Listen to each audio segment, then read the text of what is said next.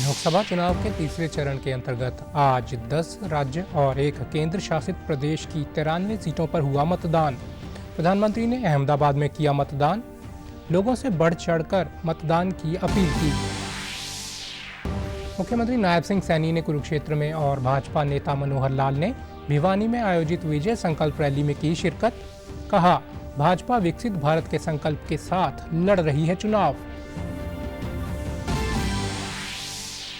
मुख्य निर्वाचन अधिकारी अनुराग अग्रवाल ने कहा, गर्मी के मद्देनजर 25 मई को मतदान वाले दिन केंद्रों पर किए जाएंगे विशेष प्रबंध।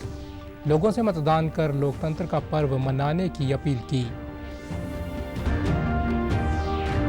और प्रदेश के पुलिस महानिदेशक शत्रुजीत कपूर ने अंबाला में भारत के पहले चक्रव्यूह नामक शैक्षणिक नशा निरोधक एस्केप रूम का किया उद्घाटन। युवाओं को नशे से बचाना है मुख्य उद्देश्य। नमस्कार, मैं चंदन शर्मा। अब समाचार विस्तार से। प्रदेश में अब मतदान के लिए 1 महीने से भी कम का समय रह गया है। तो आइए सबसे पहले नजर डालते हैं तापमान के साथ बढ़ रही देश व प्रदेश की चुनावी हलचल पर।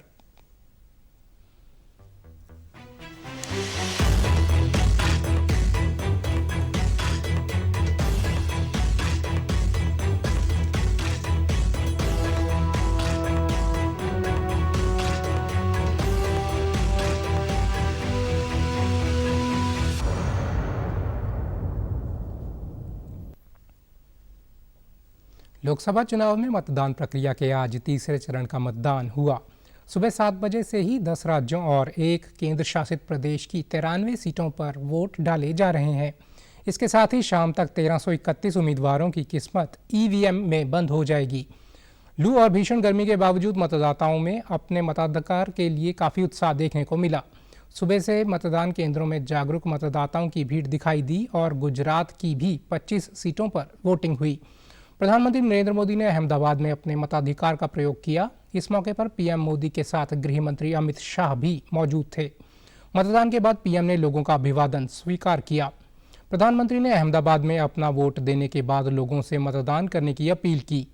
उन्होंने कहा कि देश के विकास और देश के भविष्य के लिए हमें अपने वोट का इस्तेमाल अवश्य करना चाहिए। प्रधानमंत्री ने मतदाताओं से अपील की कि वे लोकतंत्र के इस महापर्व में बढ़ चढ़कर हिस्सा लें व इस उत्सव में मतदान कोई सामान्य दान नहीं है।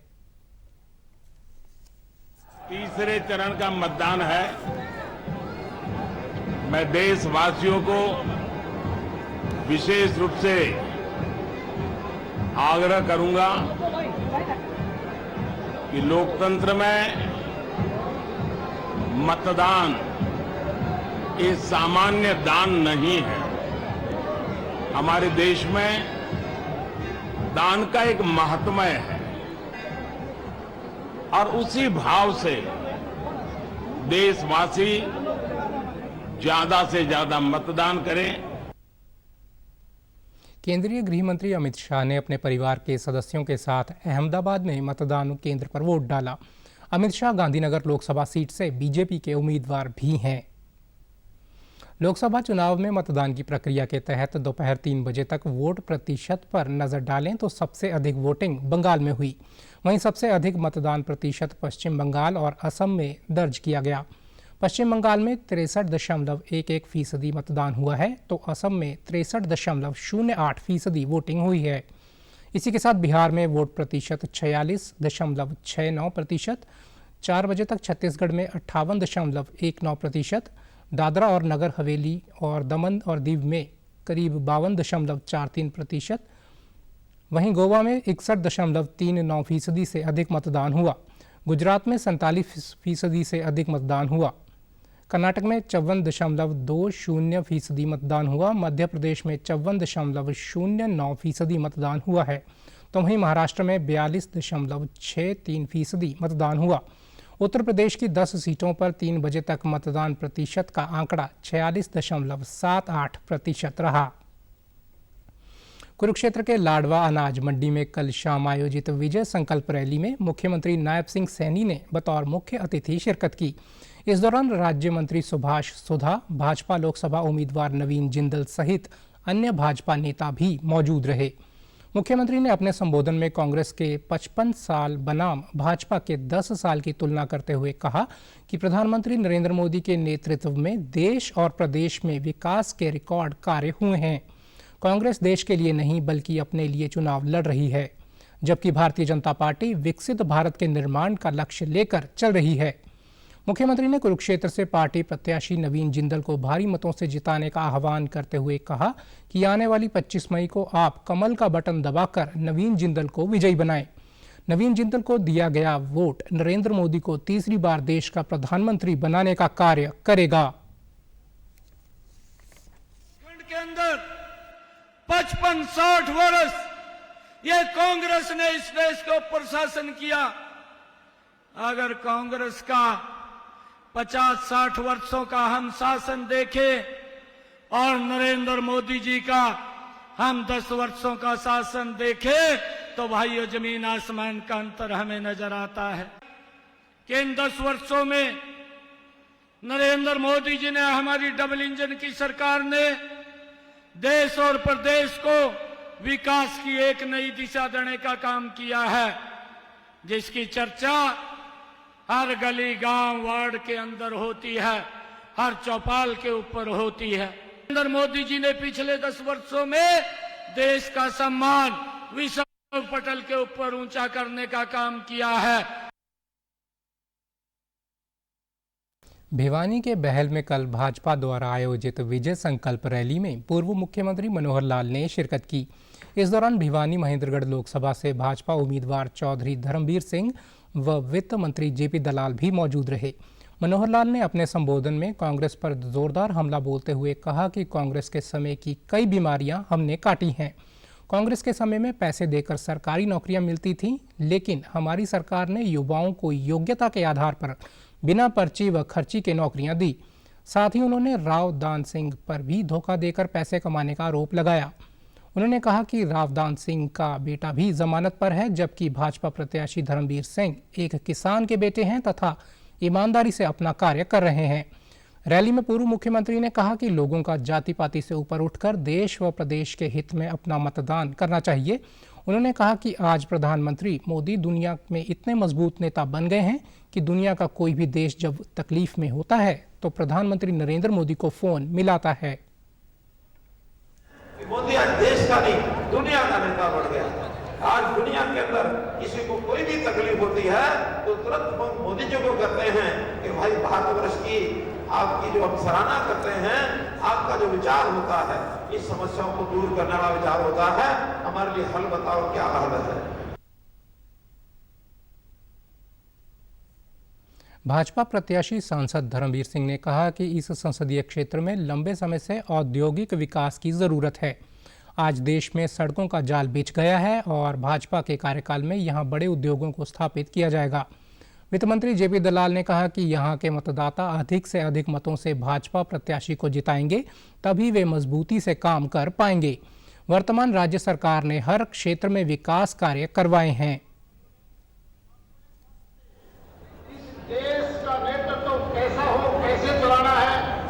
उसके लिए आपका मत का प्रयोग होगा। आप सब जानते हैं कि चाहे देश की बात हो या प्रदेश की बात हो या लोहारू विधानसभा की बात हो, 10 साल पहले हमारे पर यहाँ के हालात क्या थे और इन 10 साल के अंदर जिस प्रकार से माननीय जयप्रकाश दलाल जी ने, मनोहर लाल जी ने इतना भारी बदलाव किया है, शायद इतिहास में कभी किसी इलाके का इतना ज्यादा बदलाव नहीं आया। मुझे पूरा भरोसा है कि जिस तरह से मैंने आपकी 15 साल सेवा की है, एटी आई तो आपके बीच में पाया, कोरोना आया तो आपके बीच में पाया, कभी मैं दिल्ली की या चंडीगढ़ के कोठियों में नहीं रहा, हमेशा आपके बीच में रहा और आगे भी वायदा करता हूँ कि आप अगर लोहारू की इज्जत को बढ़ाओगे तो लोहारू की कलम जो आज है उससे भी ताकतवर होगी। प्रदेश में लोकसभा चुनाव के लिए 20 दिन से भी कम का समय रह गया है और सभी राजनीतिक पार्टियों द्वारा चुनाव प्रचार जारी है। प्रदेश के कृषि मंत्री कमलपाल गुर्जर ने अंबाला से भाजपा प्रत्याशी बंतो कटारिया के साथ उनके समर्थन में यमुनानगर के जगाधरी विधानसभा क्षेत्र में जनसभाओं को संबोधित किया। पत्रकारों से बातचीत के दौरान कमलपाल गुर्जर ने कहा कि भारतीय जनता पार्टी लोकतंत्र और संविधान की रक्षक पार्टी है। उन्होंने कहा कि देश के लोकतंत्र और संविधान को कांग्रेस से खतरा है, भाजपा से नहीं। उन्होंने कहा कि भाजपा लोकतंत्र और संविधान में विश्वास रखती है और पार्टी विकास के मुद्दों पर लोगों के बीच जा रही है। कृषि मंत्री ने कहा कि पिछले 10 वर्षों में देश और प्रदेश मजबूत हुए हैं, पूरे विश्व में भारत की अलग पहचान बनी है। उन्होंने उम्मीद जताई कि लोग प्रधानमंत्री मोदी के नेतृत्व में एक बार फिर देश को और मजबूत बनाने का कार्य करेंगे। मुद्दा है वो विकास का ही मुद्दा है और हमने विकास जो है वो इतनी बड़ी मात्रा में विकास किया है। अगर पिछली सरकारों से देखो तो उससे 10 गुना ज़्यादा काम हमने किया। हम अपने आसपास ही देखें तो जो डेवलपमेंट हुई वो हर आदमी इस बात को स्वीकार करता है। तो मुद्दा जो है वो विकास ही है मुद्दा। और जो देश को जिस प्रकार से मजबूत किया नरेंद्र मोदी ने, शक्तिशाली बनाया, उस बात को भी हर आदमी उस पर विश्वास करता है, उसको अप्रिशिएट भी करता है। और जिस प्रकार दुनिया में अपने संबंध अच्छे बनाए, लोकतंत्र की रक्षा करने वाले हम हैं, ये नहीं है। उन्होंने कांग्रेस पर आरक्षण के नाम पर भाजपा के बारे में दुष्प्रचार करने का आरोप भी लगाया कि संविधान बदलने व तोड़ने की बात कांग्रेस कर रही है, इसलिए संविधान को खतरा कांग्रेस से है, ना कि भाजपा से। संविधान का भी उल्लंघन कांग्रेस कर रही है। राहुल गांधी जो है वो कह रहे कि भी वो अल्पसंख्यक को आरक्षण देंगे, मजहब के आधार पे उनको आरक्षण देंगे, जबकि संविधान इसकी इजाजत नहीं देता कि आप किसी को मजहब के आधार पे आरक्षण दे ही नहीं सकते। तो अब वो कैसे देना चाहता, तो वो कहता है कि हम संविधान को ही बदल देंगे। तो संविधान बदलने की, तोड़ने की बात वो कह रहा है, हम नहीं कह रहे।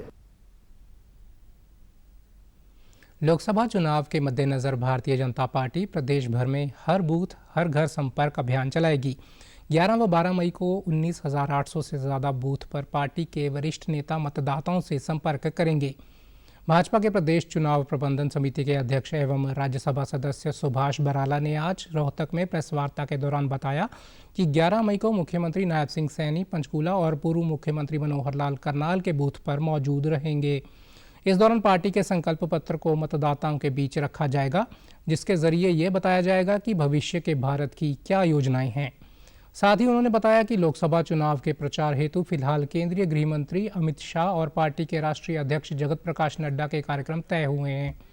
नड्डा 10 मई को चंडीगढ़ में पार्टी की एक बैठक में भी भाग लेंगे। सरकार में मंत्री, सांसद, विधायक, पूर्व विधायक और हमारे जिला के पदाधिकारी, प्रदेश के पदाधिकारी, मंडलों के पदाधिकारी, जिनको शक्ति केंद्र का प्रमुख हमने लगाया हुआ है, ऐसे सब कार्यकर्ता मिलकर के हर बूथ पर, हर घर जाकर के जनता का आशीर्वाद प्राप्त करेंगे। अमित शाह जी का कार्यक्रम हम लोगों के पास आया है, अभी उसकी तिथि और स्थान निश्चित करके आप लोगों को जानकारी दी जाएगी। इसी प्रकार से पार्टी के राष्ट्रीय अध्यक्ष आदरणीय जगत प्रकाश नड्डा जी, उनका भी एक कार्यक्रम पंचकुला में एक बैठक के लिए आएंगे। 10 तारीख को आदरणीय नड्डा जी चंडीगढ़ के किसी कार्यक्रम में आएंगे, चंडीगढ़ लोकसभा के, और साथ ही कोई न कोई वो हरियाणा प्रदेश की बैठक भी लेकर के जाएंगे। उन्होंने आरोप लगाया कि कांग्रेस पार्टी संविधान को तहस नहस करना चाहती है।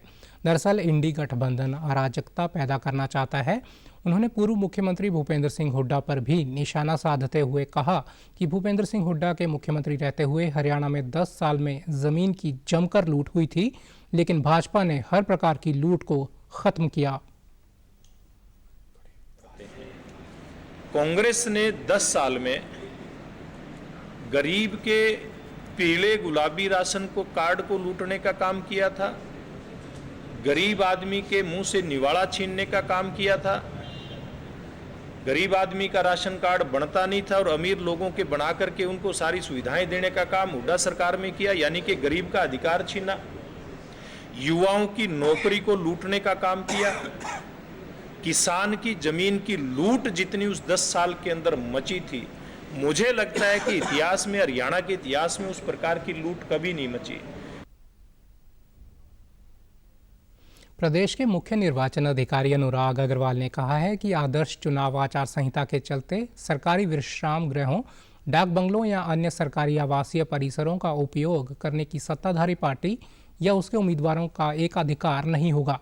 ऐसे सरकारी परिसरों का उपयोग लोकसभा 2024 के आम चुनावों के लिए चुनाव प्रचार कार्यालय या चुनाव से संबंधित किसी भी प्रकार की बैठक के लिए नहीं किया जा सकता।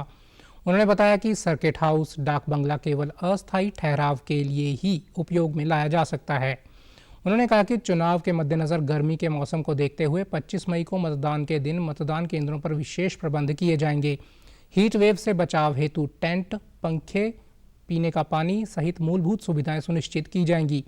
इसके अलावा मतदाताओं को क्यू मैनेजमेंट ऐप से भी BLO अधिकारी जानकारी देंगे कि मतदान के लिए कितने लोग लाइन में हैं, ताकि एक समय में बहुत अधिक भीड़ मतदान केंद्र पर ना हो और मतदाता को अपना वोट डालने के लिए लंबा इंतजार ना करना पड़े। वे कल अधिकारियों के साथ चुनाव प्रबंधों को लेकर समीक्षा बैठक की अध्यक्षता कर रहे थे। उन्होंने प्रदेशवासियों से अपील की है कि 25 मई को लोकतंत्र का त्यौहार मनाएं और वोट अवश्य करें। कुरुक्षेत्र लोकसभा से इंडिया गठबंधन के उम्मीदवार डॉक्टर सुशील गुप्ता के चुनाव प्रचार के लिए आप पार्टी के वरिष्ठ नेता एवं सांसद संजय सिंह कल कैथल पहुंचे। इस दौरान उन्होंने एक प्रेस वार्ता को संबोधित करते हुए कहा कि कुरुक्षेत्र में महाभारत के युद्ध में जो अधर्म पर धर्म की जीत हुई थी, अब फिर से वही अवसर आ गया है।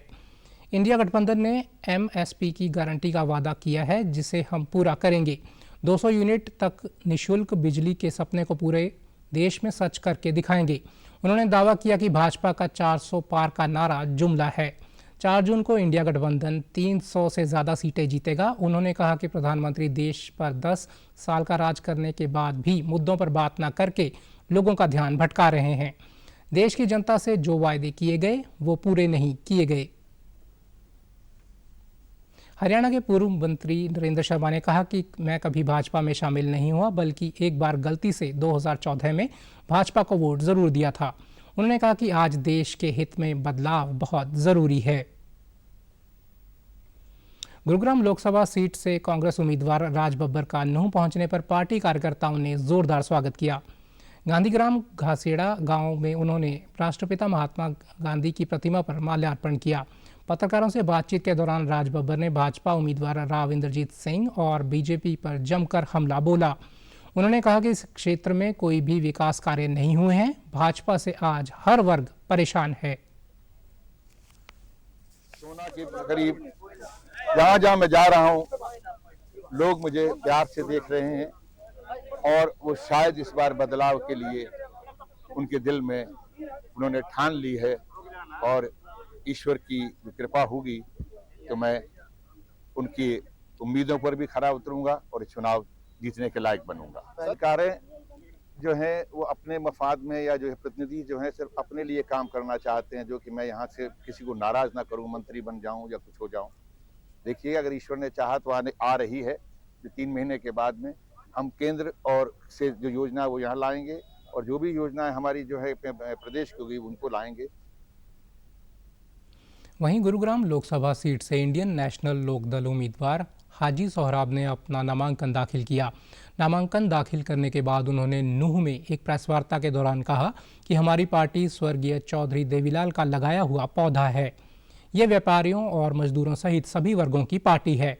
इनेलो उम्मीदवार ने कहा कि पूरे हरियाणा में हर व्यक्ति कांग्रेस और बीजेपी से छुटकारा चाहता है। कांग्रेस राज बब्बर को मुंबई से पैराशूट से लेकर आई है। हमारी पार्टी को प्रदेश में पूरा समर्थन मिल रहा है। दूरदर्शन केंद्र चंडीगढ़ में कार्यक्रम प्रमुख उमेश कश्यप की मौजूदगी में आज विभिन्न पार्टियों को लोकसभा चुनाव के मद्देनज़र प्रसारण के लिए ड्रॉ के माध्यम से समय अलॉट किया गया, जिस पर सभी पार्टियों के प्रतिनिधियों ने अपनी सहमति जताई।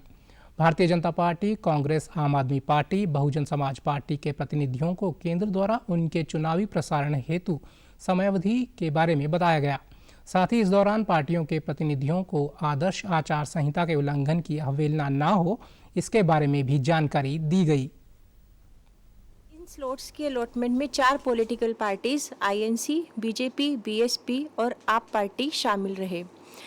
इन स्लॉट्स को ड्रॉ द्वारा अलॉट किया गया और सभी पार्टीज दिए गए स्लॉट से सहमत हैं। चंडीगढ़ दूरदर्शन में जो स्लॉट का ड्रॉ निकाला गया वो यहाँ पर कांग्रेस पार्टी, बीजेपी पार्टी और आप पार्टी के रिप्रेजेंटेटिव यहाँ पर मौजूद रहे और हमारी मौजूदगी में ये ड्रॉ निकाला गया। मैं इस ड्रॉ से सहमत हूँ। इसमें इलेक्शन ऑफिस की तरफ से भी अधिकारी यहाँ पर रहे और यहाँ पर डायरेक्टर जो दूरदर्शन के हैं वो भी यहाँ पर मौजूद रहे। ड्रॉ के माध्यम से स्लॉट्स दिए गए हमें। इसमें कांग्रेस पार्टी, आम आदमी पार्टी, बहुजन समाज पार्टी के भी रिप्रेजेंटेटिव्स आए हुए थे और इवन दूरदर्शन केंद्र के जो डायरेक्टर हैं वो भी यहाँ पे थे और इसके साथ ही इलेक्शन कमीशन से भी एक मैम आई हुई हैं यहाँ पे। उनके सामने ही ये सारा कुछ किया गया था, सारा सिस्टम हुआ है, तो हमें अच्छा लगा। एक ओपनली सबके सामने ये सारी चीज़ें हुई है, उसके लिए अच्छा मैं दूरदर्शन टीम का थैंक्स कहता हूँ। दूरदर्शन पे आज स्लॉट लेने के लिए हम सभी पार्टीज़ के लोग यहाँ पे इकट्ठे हुए और इस माध्यम से इंडियन नेशनल कांग्रेस और बीजेपी, बीएसपी और आम आदमी पार्टी सभी रिप्रेजेंटेटिव आए हुए थे और इसमें ड्रॉ ऑफ अलॉट्स में जो है आज हमें ड्रॉ ऑफ अलॉट्स अलॉट हुआ, सभी की सहमति से हुआ और इसमें दूरदर्शन के डायरेक्टर साहब और इलेक्शन कमीशन से मैम और बाकी सभी लोग यहाँ पे मौजूद थे। प्रदेश के पुलिस महानिदेशक शत्रुजीत कपूर ने अंबाला में भारत के पहले चक्रव्यूह नामक शैक्षणिक नशा निरोधक एस्केप रूम का उद्घाटन किया। यह हरियाणा पुलिस द्वारा युवाओं की बेहतरी के लिए एक उल्लेखनीय पहल है। साथ ही उन्होंने पुलिस ई-लाइब्रेरी का भी उद्घाटन किया। एडीजीपी हरियाणा राज्य narcotics control bureau OP Singh और अंबाला रेंज के आईजी सिवास कविराज द्वारा परिकल्पित यह रूम युवाओं में सही विकल्प बनाने की क्षमता विकसित करने, उनके निर्णय लेने के कौशल को सशक्त बनाने और ड्रग्स को ना कहने का एक मजबूत संदेश देने के लिए डिज़ाइन किया गया है। इतना ही नहीं, इसमें टीम वर्क, संचार और लचीलापन जैसे अच्छी चीज़ों पर भी ध्यान केंद्रित करता है, जो महत्वपूर्ण शिक्षा हैं जिन्हें युवाओं को अपनाना चाहिए। एस्केप रूम पौराणिक कथा के चरित्र अभिमन्यु से प्रेरित है, जिसने सही शिक्षाओं का पालन करके चक्रव्यूह को सफलतापूर्वक पार किया। उनकी कहानी उस हर बच्चे के लिए प्रेरणा है जो सफल होने के लिए जीवन में सही व अच्छी शिक्षाओं का पालन कर सकता है। चक्रव्यूह नामक कमरे को 4 क्षेत्रों में विभाजित किया गया है, जिसमें प्रत्येक जीवन के महत्वपूर्ण चरणों पर ध्यान केंद्रित करता है। बच्चों को पहेलियां सुलझाने, सही विकल्प चुनने और आगे बढ़ते रहने के लिए मिलकर सोचने की ज़रूरत है। प्रत्येक क्षेत्र में उन अच्छी शिक्षाओं के सही सेट पर ध्यान केंद्रित करता है, जिन्हें बच्चे को न केवल अगले चरण तक बल्कि अपने पूरे जीवन में अपने साथ लेकर चलना चाहिए। हिसार में आज राष्ट्रीय लोक अदालत का आयोजन किया गया। अदालत में पहुंचे लोगों के मामलों का मौके पर ही समाधान किया गया। राष्ट्रीय लोक अदालत के अध्यक्ष हरचरण सिंह ने बताया कि आज की इस अदालत के लिए लगभग 5000 केस पंजीकृत हुए थे, जिनमें से 2000 से अधिक पंजीकृत लोग पहुंचे। उन्होंने बताया कि लोगों की पानी, बिजली, सड़क आदि से संबंधित मामलों को सुना गया। इस अदालत को लगाने का उद्देश्य लोगों को त्वरित न्याय दिलाना है। हमने स्पेशल लोक अदालत पब्लिक यूटिलिटी सर्विसेज के लिए यहाँ हिसार में लगाई थी, जिसके अंदर हमारे डिस्ट्रिक्ट एंड सेशन जज श्री डी.के. मित्तल साहब ने बहुत उचेचे रूप से लोगों को प्रोत्साहित किया पार्टिसिपेशन के लिए और लगभग उनकी वजह से हमारे पास 5000 के करीब जो केसेस हैं वो आज फाइल हुए हैं सेटलमेंट के लिए और लगभग हम देख रहे हैं कि 2000 या 3000 जो है पार्टिसिपेंट्स हमारे पास आज आए हैं ज़्यादातर, क्योंकि पब्लिक ये एक परमानेंट लोक अदालत है और पब्लिक यूटिलिटी सर्विसेज के लिए जितने भी आपके रोड्स हैं, हमारी रेलवेज के संबंधित है, किसी की कोई कंप्लेंट है या आपका कोई शिकायत है बिजली बोर्ड की तरफ से या पानी की डिपार्टमेंट की तरफ, वाटर की तरफ, ये ऐसी जितने भी पब्लिक यूटिलिटी सर्विस हैं उसको हमने कंप्लेंट्स को यहाँ पे लिया है, जिसके अंदर BSNL भी है, ट्रांसपोर्ट भी है। लोक अदालत में अपना मामला लेकर पहुंचे सुरेश कुमार ने बताया कि उनका क्रेडिट कार्ड से जुड़ा हुआ मामला था, जो आज की अदालत में सुलझाया गया। 99,000 रुपये का KCC का लोन करवाया था। साल डेढ़ साल ठीक चले, उसके बाद घर की हालात ख़राब होने से मैं इसको भर नहीं सका और लगभग 1,70,000 से ऊपर का आज इन्होंने नोटिस दिया था। आज लोक अदालत में लगभग मेरा 75,000 में एक मुश्त भरकर इससे निपटारा हो गया। बायोमेट्रिक उपस्थिति दर्ज करवाने में जींद का स्वास्थ्य विभाग प्रदेश में अव्वल स्थान पर रहा है। इस कार्यप्रणाली से जहां जिले के स्वास्थ्य विभाग के अधिकारियों व कर्मचारियों को वेतन विसंगतियों व अन्य प्रकार की जवाबदेही देने में पारदर्शिता आएगी, वहीं आमजन को भी स्वास्थ्य सेवाएं बेहतर व समयबद्ध तरीके से मिल सकेंगी। Civil surgeon doctor Gopal Goyal ने बताया कि जींद के स्वास्थ्य विभाग के अधिकारियों व कर्मचारियों ने अपनी उपस्थिति बायोमेट्रिक से समयबद्ध की है। इस कार्यप्रणाली से लोगों को बेहतर स्वास्थ्य सेवाएं देने में मदद मिलती है। उन्होंने बताया कि कई बार कर्मियों की हाजिरी को लेकर विवाद रहता था, लेकिन बायोमेट्रिक प्रणाली से ऐसे विवादों का भी समाधान सुनिश्चित हो पाया है।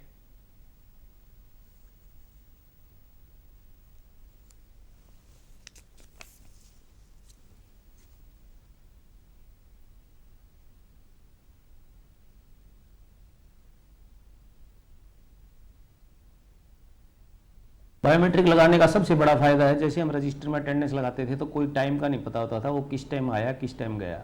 बायोमेट्रिक में आपकी अटेंडेंस का टाइम दर्ज होता है, आप आने का भी और जाने का भी। तो इससे सबसे बड़ा फायदा ये होता है कि हमें पता चल जाता है ये कर्मचारी लेट आ रहा है, ये टाइम पे आ रहा है, जाते हुए जल्दी चला जाता है, लेट जाता है, टाइम पे जाता है। शुरू में यही था, प्लानिंग ये है कि इस बायोमेट्रिक अटेंडेंस को पे के साथ जोड़ दिया जाएगा ताकि झंझट ही ना रहे, कोई आया गया। बाद में लोग ये क्लेम करते हैं जी मैं तो आया था, इंचार्ज ने मेरी एब्सेंट लगा दी, मेरे साथ भेदभाव किया। इसमें बायोमेट्रिक में किसी तरह का कोई चीटिंग नहीं हो सकती, जो आया है उसकी लगेगी। डॉक्टर गोपाल गोयल जी इन्होंने स्वयं फील्ड में जाकर के CHC PHC पर इवन सब सेंटर तक स्वयं जाते हैं ये, और सभी कर्मचारियों को पाबंद किया है। तो इस प्रकार से हमारा जो जिला है वो पूरे हरियाणा में स्वास्थ्य विभाग में 1 नंबर पोजीशन पे है बायोमेट्रिक अटेंडेंस लगाने में, और उम्मीद है कि आगे भी ऐसे ही हमारा नियम बना रहेगा। उप सिविल सर्जन डॉक्टर राजेश भोला व विभाग के कर्मचारियों ने भी बताया कि ये कार्यप्रणाली काफ़ी बेहतर है।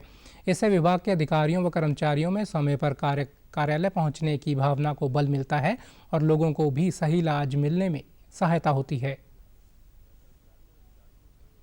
लगा सकते हैं कि सभी लोग अपने नियमित समय पर, रेगुलर समय पर यहाँ पहुँचते हैं, आते हैं कि नहीं आते। उसके साथ साथ ये भी जो है काफ़ी बेनिफिट पहुँचता है आम जनता को।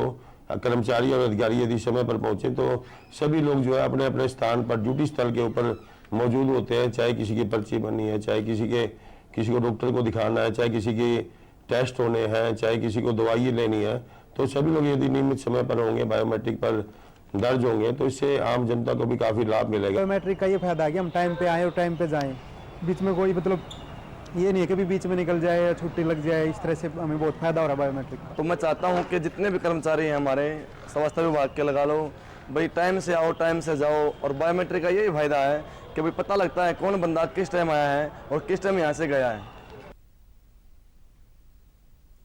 यमुनानगर में 60 IFS परिवीक्षार्थियों ने जिले के विभिन्न इलाकों का भ्रमण किया और प्रदेश में कृषि, वानिकी, वन आवरण, वृक्ष आवरण और लकड़ी आधारित उद्योगों के बारे में जानकारी प्राप्त की। इस दौरे के प्रभारी अमित कुमार के साथ कलेसर रेस्ट हाउस में यमुनानगर के DCF वीरेंद्र गिल और सेवानिवृत्त IFS राजेश गुलिया ने परिवीक्षार्थियों का स्वागत किया। इस टीम ने कलेसर और शगनपुर गाँव में खेतों का दौरा करके कृषि वानिकी कार्य देखा व छछरौली में चिनार की नर्सरी देखी। राजेश गुलिया ने कहा कि हरियाणा छोटा सा राज्य है जिसका कुल भौगोलिक क्षेत्रफल 44,212 वर्ग किलोमीटर है व हम प्रदेश के उत्तरी भाग में रहते हैं। उन्होंने कहा कि कुरुक्षेत्र की भूमि पर कौरवों और पांडवों के बीच ऐतिहासिक युद्ध के बारे में सब जानते हैं और देश की राजधानी दिल्ली 3 तरफ से हरियाणा से घिरी हुई है। यमुनानगर और जगाधरी पीतल उद्योग के लिए प्रसिद्ध हैं और भारत की लकड़ी आधारित उद्योगों का सबसे बड़ा केंद्र भी है। और लगभग 2 3,71,000 की फसलें उसमें गन्ना गेहूं वगैरह उगा के और उनको बेच रहा है। तो टोटल लगभग 8 लाख के करीब 8,70,000 के करीब एक किसान को 1 एकड़ से पैसा मिल रहा है और उसमें से लगभग जो खर्च करता है इस क्रॉप के ऊपर वो 1 लाख के आसपास उसका टोटल खर्च आता है। तो लगभग 7,70,000 के करीब एक किसान को 3 साल में 1 एकड़ से पैदावार मिल रही है। भ्रमण के लिए आए IFS परिवीक्षार्थियों ने कहा कि उन्हें इस दौरे को एक दौरान प्रदेश में कृषि, वानिकी इत्यादि के बारे में महत्वपूर्ण जानकारी प्राप्त हुई है। हम लोग प्रशिक्षु अधिकारी हैं 55th RR बैच के और यहाँ पर अभी हमारा थीमेटिक टूर जो पहला है हिल टूर वो शुरू हुआ है। 21 दिन का हिल टूर है। तो सबसे पहले हम यहीं आए हैं देहरादून से यमुनानगर और यमुनानगर आके हमने देखा कि कैसे यहाँ एग्रो फॉरेस्ट्री बेस्ड जो इंडस्ट्री है, खासकर की पोपलार बेस्ड इंडस्ट्री और यूकलिप्टस बेस्ड इंडस्ट्री, उससे कैसे किसानों की आय बढ़ाई जा रही है और साथ ही साथ कैसे इंडस्ट्री को उसमें ग्रोथ में संवर्धन किया जा रहा है।